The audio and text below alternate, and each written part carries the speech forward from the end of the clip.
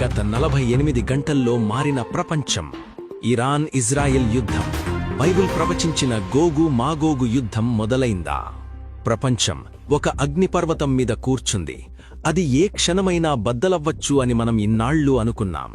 కాని గత 48 గంటల్లో జరిగిన సంఘటనలు చూస్తే ఆ అగ్నిపర్వతం ఇప్పటికే బద్దలైపోయిందని అర్థమవుతోంది. అవును, మూడవ ప్రపంచ యుద్ధానికి, వరల్డ్ వార్ 3కి ముహూర్తం ఖరారైనట్లే కనిపిస్తోంది. న్యూస్ ఫాలో అయ్యేవారికి ఈ విషయం ఇప్పటికే తెలిసి ఉంటుంది. సరిగ్గా నిన్న మరియు ఈరోజు ఫిబ్రవరి 27, 28, 2026 తేదీలలో ప్రపంచ చరిత్రను మార్చేసే ఒక భయంకరమైన దాడి జరిగింది. అమెరికా మరియు ఇజ్రాయెల్ దేశాలు కలిసి ఇరాన్ దేశం మీద ఆపరేషన్ రోరింగ్ లయన్ మరియు ఆపరేషన్ ఎపిక్ ఫ్యూరీ పేరుతో అత్యంత భారీ వైమానిక దాడులు చేశాయి. ఇరాన్ రాజధాని టెహ్రాన్తో పాటు వారి అణుకేంద్రాలు ఉన్న ఖోమ్ మరియు పర్చీన్ నగరాలు పేలుళ్లతో దద్దరిల్లిపోయాయి. దీనికి ప్రతీకారంగా ఇరాన్ దేశం ఏకంగా వందలాది బాలిస్టిక్ క్షిపణులను నేరుగా ఇజ్రాయెల్ మీదకు ప్రయోగించింది. కేవలం ఇజ్రాయెల్, ఇరాన్ మాత్రమే కాదు, జార్డాన్, ఖతార్, సౌదీ అరేబియాలో కూడా పేలుళ్ల శబ్దాలు వినిపిస్తున్నాయి. మధ్యప్రాచ్యం మొత్తం మంటల్లో కాలిపోతోంది. ఒక్క నిమిషం మిత్రులారా, ఇదంతా కేవలం 2 దేశాల మధ్య జరుగుతున్న రాజకీయ యుద్ధమనుకుంటున్నారా? కానే కాదు. ఇది కొన్ని వేల సంవత్సరాల క్రితమే బైబిల్లో వ్రాయబడిన అంత్యదినాలు, అంటే ఎండ్ టైమ్స్ ప్రవచనాల నెరవేర్పు. ఈ రోజు వార్తల్లో చూస్తున్న పేర్లను బైబిల్ ప్రవచనాలతో పోల్చి చూపిస్తాను. మీ కళ్ళు బైర్లు కమ్ముతాయి. బైబిల్లోని యెహెజ్కేలు 38 మరియు 39వ అధ్యాయాలు చదివితే అంత్యదినాల్లో ఇజ్రాయెల్ దేశం మీదకు ఒక భారీ సైన్యం దండెత్తి వస్తుందని దేవుడు ముందే చెప్పాడు. ఆ దండెత్తి వచ్చే దేశాల కూటమికి నాయకుడు మాగోగు దేశపు రాజైన గోగు. చరిత్రకారులు, బైబిల్ పండితులు ఏకగ్రీవంగా చెప్పే విషయమేంటంటే, ఈ మాగోగు ప్రాంతం ఉత్తర దిక్కున ఉన్న నేటి రష్యా. సరే, రష్యాకు సహాయంగా ఇజ్రాయెల్ మీదకు వచ్చే ఇతర దేశాలేవి? యెహెజ్కేలు 38:5లో స్పష్టంగా ఒక పేరుంది: పారసీక దేశం, పెర్షియా. పెర్షియా అంటే మరేదో కాదు, నేటి ఇరాన్. 1935 వరకు ఇరాన్ పేరు పెర్షియా. ఇప్పుడు టీవీ వార్తలు చూడండి. ఇజ్రాయెల్, అమెరికాల దాడులను తీవ్రంగా ఖండిస్తూ ఇరాన్కు మద్దతుగా నిలబడిన దేశాలేవి? రష్యా మరియు చైనా. రష్యా నిన్ననే ఒక స్టేట్మెంట్ ఇచ్చింది: ఇరాన్లో ఉన్న మా రష్యన్ పౌరులు వెంటనే దేశం విడిచిపెట్టి రావాలి, అమెరికా దాడిని మేము ఖండిస్తున్నామని. ఇంకో పక్క రష్యా యుక్రెయిన్ యుద్ధం మొదలై సరిగ్గా 4 సంవత్సరాలు, ఫిబ్రవరి 2022-26 పూర్తవడం సందర్భంగా రష్యా తన దాడులను భయంకరంగా పెంచేసింది. గమనించారా? బైబిల్ చెప్పిన ఆ మాగోగు అంటే రష్యా మరియు పారసీయ అంటే ఇరాన్ ఇజ్రాయెల్కు వ్యతిరేకంగా ఏకమయ్యాయి. 2500 సంవత్సరాల క్రితం యెహెజ్కేలు ప్రవక్త వ్రాసిన స్క్రిప్ట్ ఈరోజు అంటే ఫిబ్రవరి 2026లో లైవ్లో ప్లే అవుతోంది. ఇది యాదృచ్ఛికమనుకుంటే అంతకంటే అమాయకత్వం మరొకటి లేదు.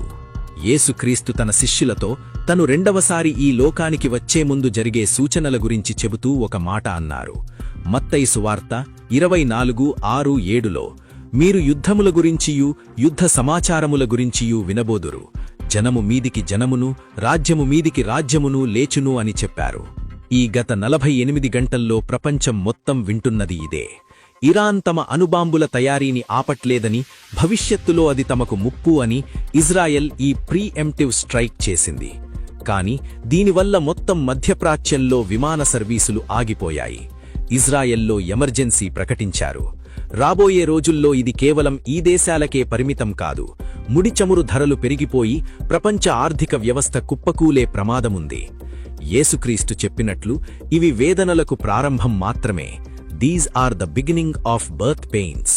ఒక గర్భిణీ స్త్రీకి నొప్పులు స్టార్ట్ అయినప్పుడు అవి మెల్లగా మొదలై రాను రాను వాటి తీవ్రత, వేగం ఎలా పెరుగుతాయో ఈ రోజు ప్రపంచంలో జరుగుతున్న విపత్తులు కూడా అలాగే పెరుగుతున్నాయి. మనుష్యులేమనుకుంటున్నారంటే, ఐక్యరాజ్య సమితి ఉంది కదా, పెద్ద పెద్ద దేశాల నాయకులు మాట్లాడుకొని ఈ యుద్ధాన్ని ఆపేస్తారులే అని. కాని బైబిల్ 1 థెసలోనికలకు 5:3లో దేవుడు ముందే వార్నింగ్ ఇచ్చాడు. లోకులు శాంతిగా ఉన్నది, భయమేమీయూ లేదు అని చెప్పుకొనుచుండగానే గర్భిణీ స్త్రీకి ప్రసవవేదన వచ్చినట్లు వారికి ఆకస్మికంగా నాశనం తటస్థిస్తుంది. వారు ఎంతమాత్రమూ తప్పించుకొనలేరు. అదే జరిగింది కదా. ఇరాన్తో అణు ఒప్పందం గురించి జెనీవాలో చర్చలు జరుగుతుండగానే రాత్రికి రాత్రే ఆకాశం నుండి బాంబుల వర్షం కురిసింది. మనుష్యుల నాయకత్వం ఫెయిల్ అయ్యింది, టెక్నాలజీ ఫెయిల్ అయ్యింది, డబ్బు ప్రాణాలను కాపాడలేకపోతోంది. నా ప్రియమైన సోదరా సోదరి, మీరు ఇంకా ఈ లోకం ఎప్పటికైనా బాగుపడుతుంది, నా భవిష్యత్తు ఇక్కడే స్థిరంగా ఉంటుంది అని కలలు కంటున్నారా? మీ కలల మేడలు కూలిపోయే సమయం ఆసన్నమైంది. మనం నివసిస్తున్న ఈ భూమికి ఎక్స్పైరీ డేట్ దగ్గరపడింది. నోవహు దినాల్లో జలప్రళయం వస్తుందని నోవహు హెచ్చరించినప్పుడు ఎవ్వరూ నమ్మలేదు. కాని వర్షం మొదలై ఓడ తలుపులు దేవుడే మూసేసిన తర్వాత అప్పుడు ఏడ్చారు, కాని లాభం లేకపోయింది. ఈరోజు ఈ యుద్ధాల రూపంలో, ఈ విపత్తుల రూపంలో దేవుడు మళ్లీ హెచ్చరిస్తున్నాడు. కాని ఈసారి దేవుడు నాశనం చెయ్యడానికి రావడం లేదు. తనను నమ్ముకున్న బిడ్డలను ఆ మహా ఉగ్రత నుండి రక్షించి తీసుకుని వెళ్లడానికి రాబోతున్నాడు. ఆయనే యేసుక్రీస్తు. మీరు భయపడాల్సిన అవసరం లేదు. యేసుప్రభువు లూకా 21:28లో ఒక గొప్ప నిరీక్షణ ఇచ్చారు. ఇవి జరుగునారంభించినప్పుడు మీ విడుదల సమీపించుచున్నది గనుక మీరు ధైర్యము తెచ్చుకుని మీ తలలెత్తుకుండుడి. లోకానికి ఇది నాశనం కావచ్చు, కాని దేవుని నమ్ముకున్న వారికి ఇది విడుదల, రిడెంప్షన్.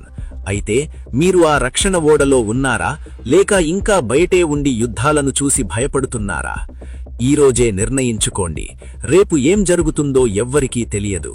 ఆయన రాకడకు సిద్ధపడండి. ఈ ప్రార్థన నాతో పాటు చెయ్యండి. యేసయ్యా, ఈ లోకం శాశ్వతం కాదని జరుగుతున్న సంఘటనలు రుజువు చేస్తున్నాయి. రాబోయే ఉగ్రత నుండి నన్ను రక్షించు. నా పాపాలను నీ రక్తంతో కడిగి అంత్యదినాల్లో నన్ను విడిచిపెట్టక నీతో పాటు పరలోకానికి తీసుకుని వెళ్ళు. నేను నీ రాకడ కొరకు సిద్ధంగా ఉంటాను. ఆమెన్. ఈ వాక్యం వింటున్న ప్రతి ఒక్కరూ సిద్ధపడాలి. మీరు సిద్ధంగా ఉంటే కామెంట్స్లో మారనాథ అంటే ప్రభువా త్వరగా రమ్ము అని టైప్ చేయండి. ఈ అత్యవసర సందేశాన్ని ప్రతి ఒక్కరికి షేర్ చేయండి. Strength in grace. It's all about Jesus.